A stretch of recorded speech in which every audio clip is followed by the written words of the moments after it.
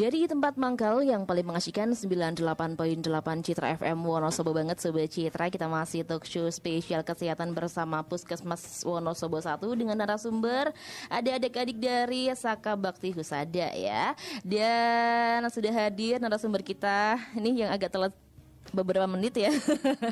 Selamat pagi, ada Mbak Aninda Putri. Ya, selamat pagi. Selamat pagi, oke. Setelah tadi kita sudah sedikit ngobrol nih Mbak mengenai apa sih yang sebenarnya kegiatan dilakukan oleh adik-adik dari Saka Bakti Husada. Kemudian juga ada peran Saka Bakti Husada dalam pandemi COVID-19 ini gitu ya.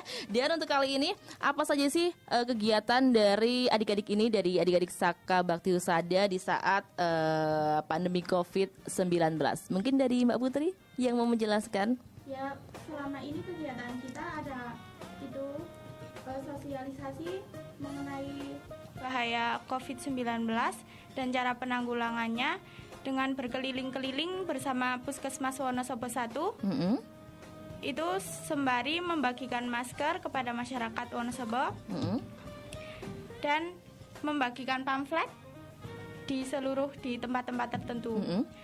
Terus kita juga ada penyuluhan di story WA, di online gitu. Gitu ya, oke. Dan untuk pembagian masker atau mungkin sosialisasi yang sudah dilakukan itu hanya sekali atau sudah beberapa kali untuk sampai saat ini? Sampai saat ini baru satu kali. Baru satu kali. Dan ada rencana untuk sosialisasi lagi mungkin ya untuk apa namanya?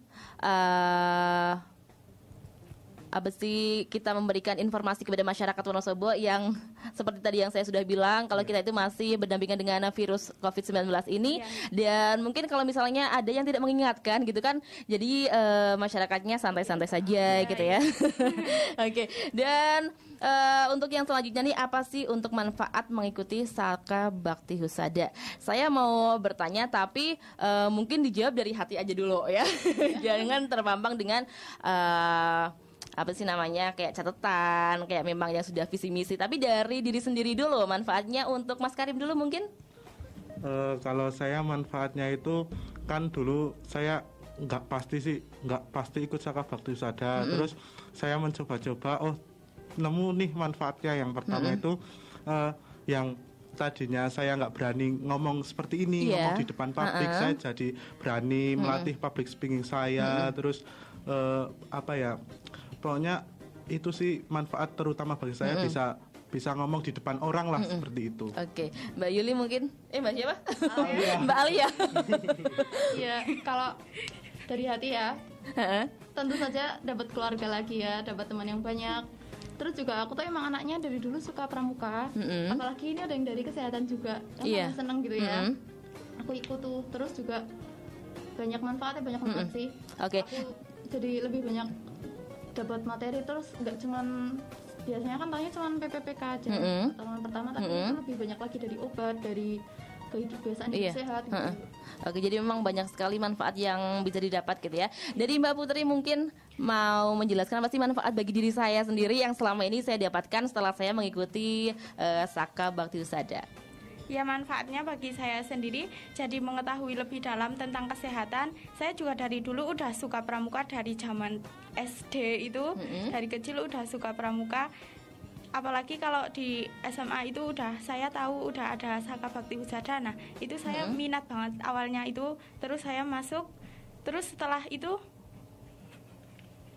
ya saya itu menemukan manfaat yang sangat, saya lebih bisa menjaga diri saya kesehatan, bagi keluarga dan bagi lingkungan, bisa mengingatkan, bisa mengobati sedikit-sedikit kalau ada teman yang terluka dengan baik, dengan bersih gitu. Iya, oke. Jadi memang banyak sekali manfaat yang bisa didapat gitu ya kalau kita bergabung di Saka Bakti Husada ini ya. Jadi mungkin ada Sobat Citra yang pengen gabung, itu gimana sih caranya? Untuk cara gabung, syarat utama itu harus pramuka penegak ya Kak. Pramuka penegak? Ya, di kalangan SMK, SMA, MA gitu, harus kalangan itu. Terus silakan yang kalau mau ikut itu bisa mendaftarkan diri di Puskesmas Wonosobo 1. Oh gitu, jadi bisa langsung daftar aja ke sana gitu ya, mau ikut gabung gitu. Oke, nanti ada seperti tes-tesnya mungkin gitu. Kalau di Saka kami sih enggak semua bisa masuk. Bisa masuk ya.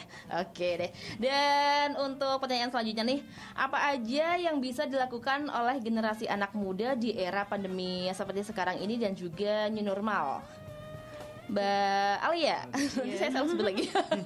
Mbak Alia, coba silakan. Iya, jadi kalau generasi muda itu kita harus lebih pinter lah, bisa memilah mana yang baik, mana yang buruk juga buat diri sendiri sama lingkungan.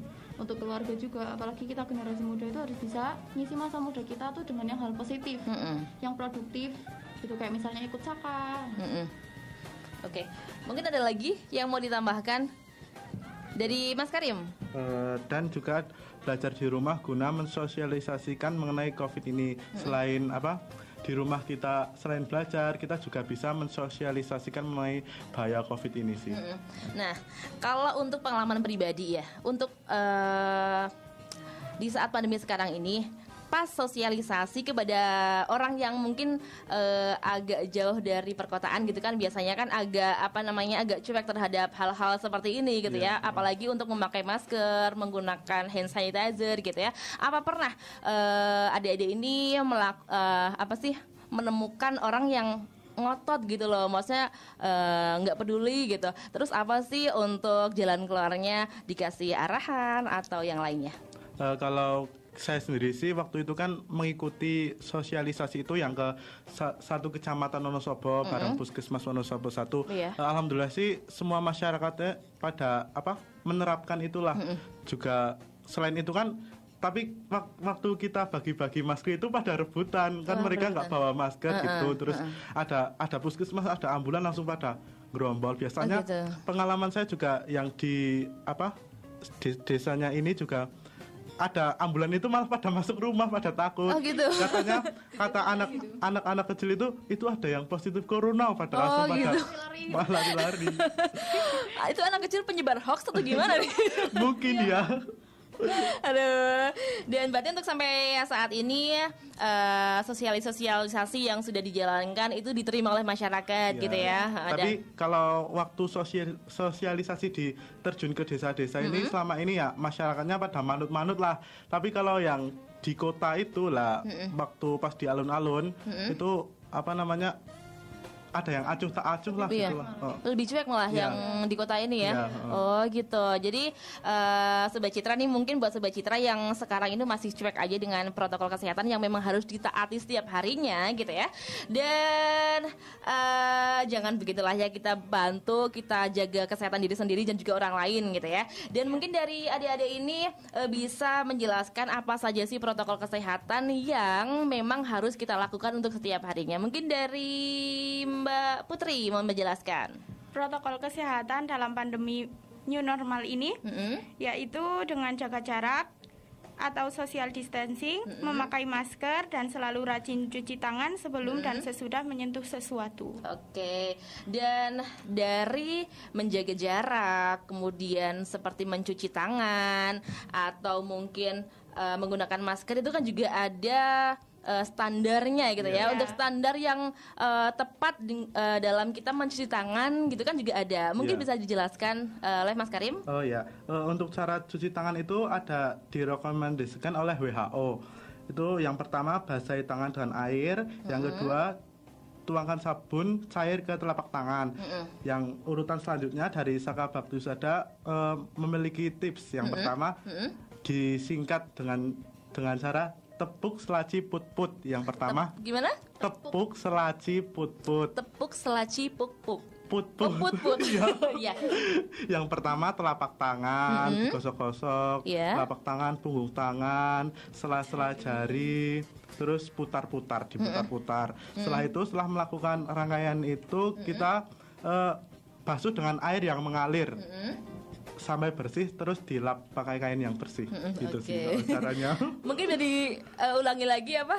tepuk, selaci, put-put, telapak tangan, punggung tangan, sela-sela jari, putar-putar. Oh gitu, oke. Itu memang sebenarnya sebelum ada pandemi COVID ini juga sudah digemborkan gitu kan sama pemerintah gitu kan. Tapi mungkin lebih lagi bisa diterima masyarakat untuk selalu kita mencuci tangan setelah ada pandemi COVID-19 ini. Oke. Dan Sobat Citra, kita masih sampai nanti pukul 11 siang yang mau tanya-tanya mengenai generasi muda peduli dengan kesehatan. Boleh silakan SMS WhatsApp ditunggu di 0823221229 4 kali. Dan yang mau join lewat streaming jangan lupa selalu Icas ingatkan untuk Sobat Citra download aplikasi Citra FM di Play Store ataupun di App Store ya. Dan kali ini sudah Icas siapkan satu koleksi lagu dari Marion Jola.